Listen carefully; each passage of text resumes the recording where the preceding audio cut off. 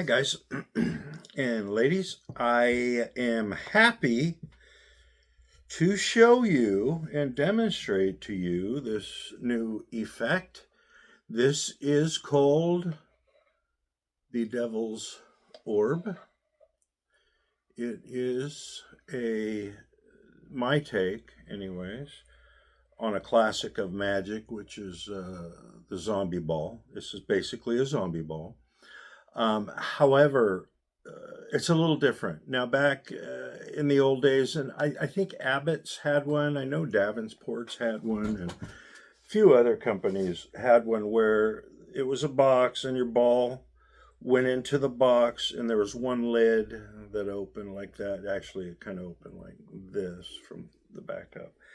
And what happened was a zombie. No, actually, it opened from the side. It had to. That's right. Open from the side this way. And what it was a gimmicked box that your ball would sit down into, and along the back side there was a slit.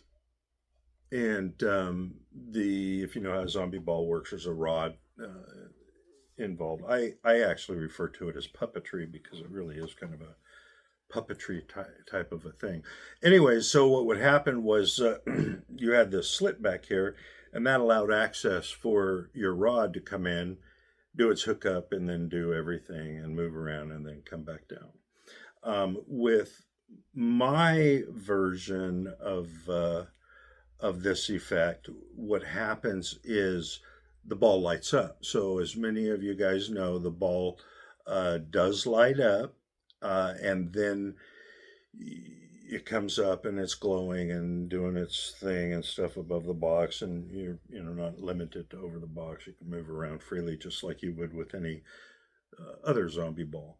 But what I have done is the box is gimmicked in such a way that yes, you do have the slit on the back here.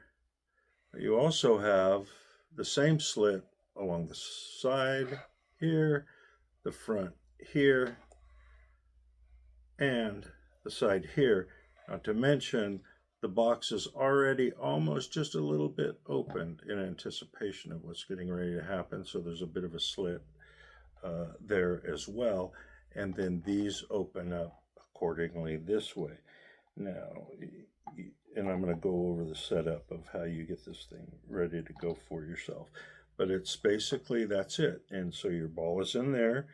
And let's find our little doohickey here. And I kind of, my demos are more demotorials, because I personally, I like people to know how the stuff that I make and sell them works, because I like the idea that, like when I used to buy magic, I loved the idea of knowing the method first, because I knew that if my skill sets were going to be able to use that particular method, or whatever else. And so that's why I don't care. I make props that are beautiful and functional and very highly collectible and highly performable, and they're based on a lot of older methods and so forth. So if I encourage you to go out and make your own, after you look at how I put mine together, more power to you. I'm totally happy with that. My stuff is really meant for the collectible, professional performer market, the people that are looking to up their show a little bit, who don't want to be doing all the same effects that everybody else in the bars and so forth are doing. So, okay, let's get into this. How this works. I need to stand up. So we're going to do this. And I need to move this a little bit. Anyway, so that's why my videos are kind of a little rough, I guess, and some of my tutorials and stuff. I'm going to make the mistakes that you would be making, and I'm going to solve them, and we're going to do that all in real time here. I'm not going to edit any of that craziness out. So let's check her out here. You come in, and you're going to grab your fold, hold like so.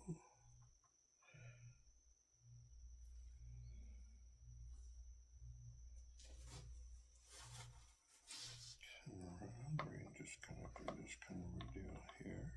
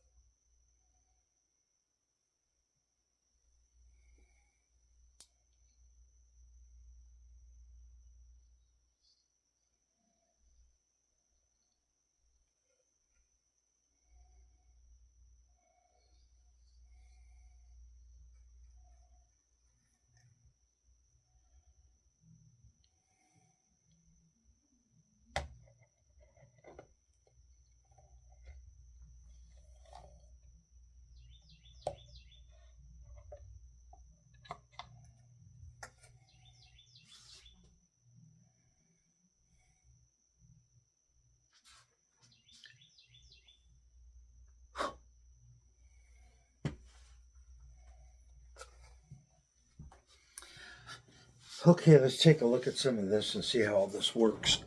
Pretty simple. It is. I will say it's skill level. I would say from 1 to 5. I'd say it's going to be about a 5, guys. It's as my buddy Jeff McBride likes to say, it's a little knacky. Love it. I love Jeff. So what this is okay. It's basically it's just a normal box. Let's do this here, and it's got two doors at the top. Okay, there we go. And you'll notice inside that there is a black string going from about the middle over to the middle, and it's got a little pouch on it. It's got weights in it. Okay, and that's what keeps it down. And so when you let it go, it's just about right there. When you close the lid, now it's down about right here. Okay. So what that does for you is allows you to take your ball, and we will go over the ball here. This is the ball. A buddy of mine by the name of Joe decided he wanted something kind of similar to this, and I had been thinking about doing this Devil's box up for a long time, and so I was airbrushing a blood moon for him, and he started talking about switching box and all that neat stuff, and I'm like, hey, I'm your Huckleberry. So anyway, so I pulled out my old book and I devised this for him, and I think it's so nice that we're going to release it. So here's your orb, and this is on a remote, and the remote is right here in the handle of your rod gimmick. And you'll see that right there. There's a red button and there's a green button. Red button is off. Green button is on. It's important to make sure that when you're not using your zombie balls, you turn these off here. This is your light and receiver.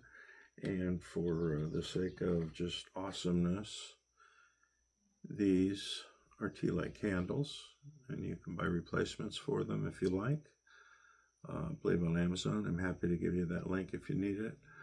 However, I send you four lights with this, and they're battery operated as well, so you should never have to replace them. Just remember, turn them off, turn them on. When you turn them on, they're going to naturally come on like so.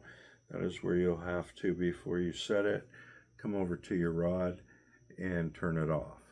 So that's your off, there's your on. Okay, a couple of other little thingies. You'll notice there's a little tab that comes out here, and that is to help guide your ball down and rest on the little circular pedestal thingy that's there. There we go. Oops, gotta turn it over, Keith. There we go. So you put the little, let's do it this way so you see. So we're gonna put the little tab, you'll see it go. And it's going to go right down on top of that thread and that weight. And you just set that there like so, like so. Now you turn it around and you'll just be able to push it back just a bit.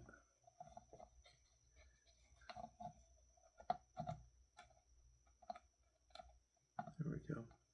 And you'll figure out where your sweet spot is, because you can move the ball more back towards the wall, and that will keep your reception end of the ball about right there. You can move it back and forth to get it up, higher or lower. I prefer to just grab the tab once I got it set and push it up into this higher position.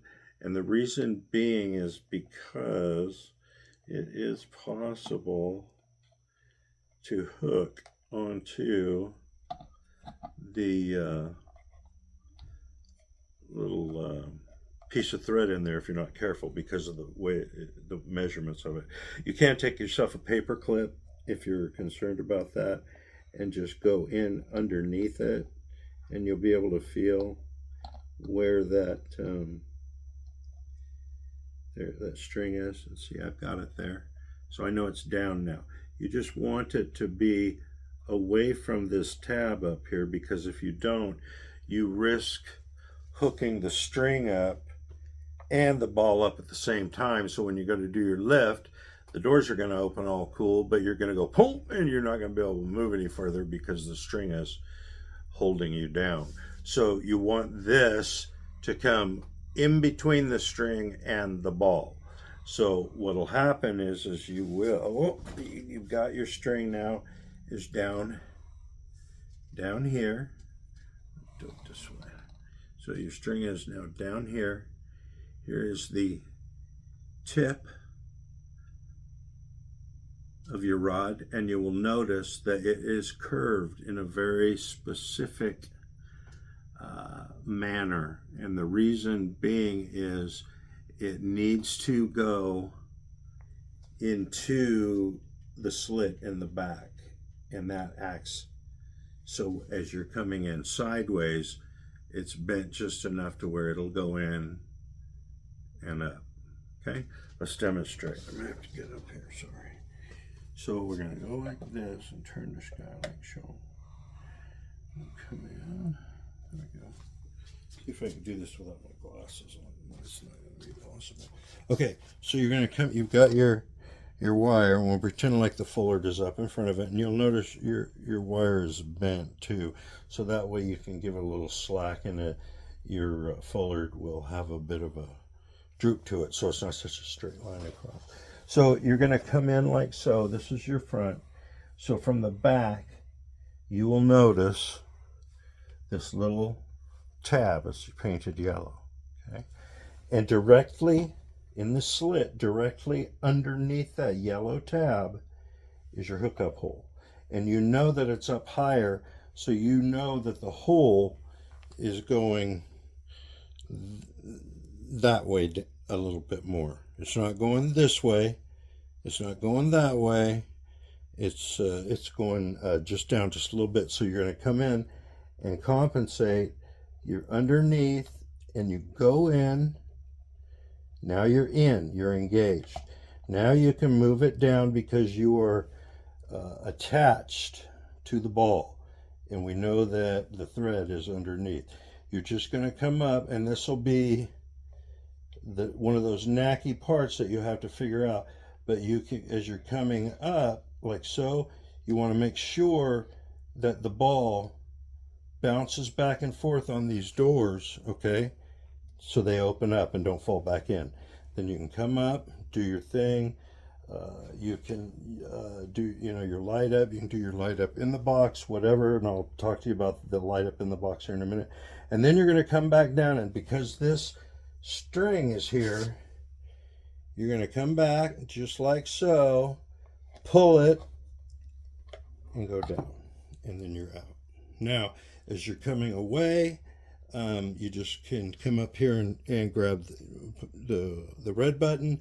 The only thing is you need to be pointing it pretty much straight on at one of these slits in the box to get it to do its thing. That's the only thing you have to remember. If it's not working, it's because you're off to the side here and you're pushing and pushing, and it's not being able to penetrate into the receiver on the light object. So you want to be off to the side, just like so, pointing straight in, which is perfect because your fullard is covering all of that, okay? And you don't want your fullard to drape across this. It can hinder your whatever, the beep or pulse or whatever it is that gets sent out. So I use a little bit of double back sticky tape to get the fullard to be just right here, so that way I don't have to fiddly futz around with it. But so as long as you remember that, and your light is on the front, and your excuse me, the light on is the front one. If you push it, you'll see it kind of blinking, which is maybe cool. And then the back, the red one, that's where it goes off. You can come in and hook it up from the back. It comes up through the whole deal. Doors open. Remember that you want to, as the ball is coming up, you want it to bounce back and forth a bit until you know those doors are going to stay open. Comes back up, does its thing, yada, yada, yada, yada. And as it's coming back down, the whole scenario and the hook here grabs that, and as it goes down, the lid closes with it. And if you keep the little weight that's right here on this string roughly in the middle, it'll slide back and forth, then you're going to mostly get it to where this door closes first, that door closes second. The other thing you can do too, if it happens where it closes like that, you can just always bounce the ball, because it's still on the rod, up a bit and down like he's settling or whatever, to correct it. And I found that actually kind of gets a laugh too. So there you go. This is how the Devil's Orb functions. Now, I'm going to send these kind of sheer, half black scarves out, okay? It's kind of fun too. You can actually use it to where if you wrap it around yourself and, under your jacket or whatever, you could look kind of cool. Take that off, throw it on the table, get ready to do your thing. Something that I've always enjoyed doing is if I've got something, not enjoyed, but done, something like cards or a case or something right here, I just put my rod gimmick. I just let it just hang there. And you can do that because of the little dealy whomper that comes out here. And that is just merely so you've got this in your hand. It gives you a little extra finger so you can turn it and do things. It is possible to delicately to turn this. If your hands work different, our hands and wrists work different, you can turn it to tweak, the angle of the pin that is what comes into contact with your ball. Anyways, but what I like to do, is I just let the fingertip part rest right there, and the whole thing is now just right there. If I had a deck of cards or my close-up case or whatever, I could just put that right there. And as you're,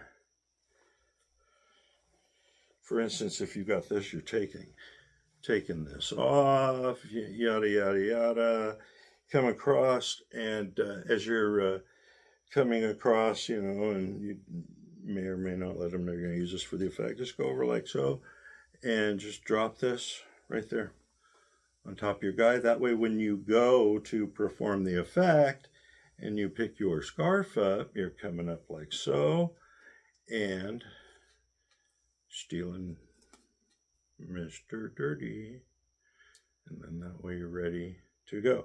And then you can also just do this. That's what I like about the scarf version of it as opposed to a big square fullard. I think it limits the space that this little ball can perform in, which is perfect because to me it looks like a little theater curtain that he's now going back and forth across. Not to mention a big fullard would just overpower the box. And with this way, this is so lightweight that you can just, come across, and you're already in the back of the box, and you can, as you're, coming across, you can, do your ball, comes up and opens this up. And that way everything is seen. None of the cool little notions of the fact that the box not only opens on its own, but it also closes on its own, is not lost. Okay, you're going to get one of these little cool things. It doesn't really do much except when you have your box And your ball, now you can display them together next to each other on the shelf. And then you just take your foulard, it's a scarf really, and put it right there in front for display purposes. I just kind of keep these kinds of things in the background where nobody can really see them. And there you go. That would be your Devil's Orb box.